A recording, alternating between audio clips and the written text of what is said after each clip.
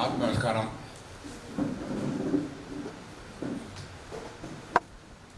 நடக்கக்கூடிய விழா எனக்கு ஒரு முழு மன நிறைவோடு அந்த விழாவை இன்றைக்கு நடத்துகிறோம். காரணம் என்னென்னா,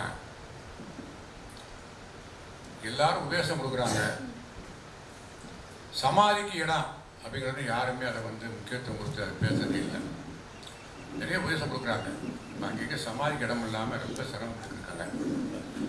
அந்த சூழ்நிலையில் சமாதிக்கு இடம் வேணுங்கிறக்காண்டி ஒரு பகிரத பிரயத்தனம் பண்ணி இந்த இடத்த சூரியன் சந்திரகாலம் இருக்கிற வரைக்கும் எந்த டிஸ்டர்பன்ஸ் இல்லாமல் வைக்கிறதுக்கு வேண்டிய ஏற்பாடெல்லாம் பண்ணி ஒரு சமாதி மட்டும் வைக்கிறதுக்கு இல்லாமல் வர்றவங்க சமாதி வைக்க வர்றவங்க சித்தவத்தியாரத்துக்கு தங்கி நல்லா ஜெபம் பண்ணி போகிறதுக்காக எல்லா ஏற்பாடுகளும் ஒரு ஆசிரமம் மாதிரி ஒரு கிச்சனு, பெரிய கிச்சனு, சின்ன kitchen, meeting hall, business hall, தியான மண்டபம் எல்லாம் அனைத்தும் சாமியுடைய அருள்னால் உருவாக்கப்பட்டிருக்கிறது.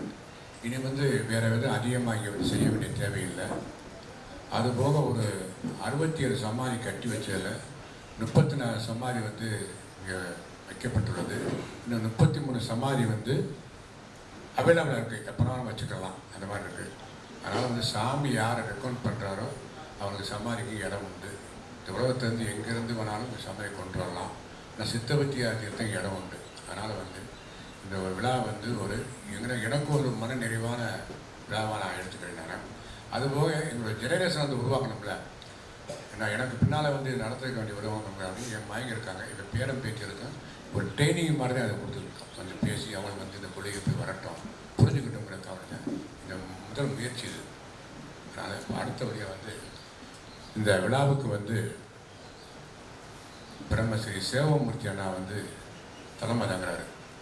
இது ஏன் அவர் பண்ணுற வைக்கிறோம்னு சொன்னோம்னா, இந்த இடம் உருவான ஆரம்பத்திலேயே இந்த உலகத்துக்கு எடுத்து காமிச்சவர் அவர் தான்.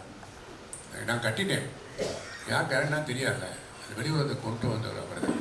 அதனால் இந்த ஆன்மீகத்திட்ட இருக்க வரைக்கும், நானும் அவர் இருக்க வரைக்கும் மார்ச் மாதம் விழா கட்டாயம் நடக்கும். அந்த விழாவுக்கு எப்பவுமே பெர்மனண்ட்டாக சேவமூர்த்தியான தலைவர். மற்றவெல்லாம் மாற்றி அமைச்சுக்கிறோம், ஒன்றும் பிரச்சனை இல்லை.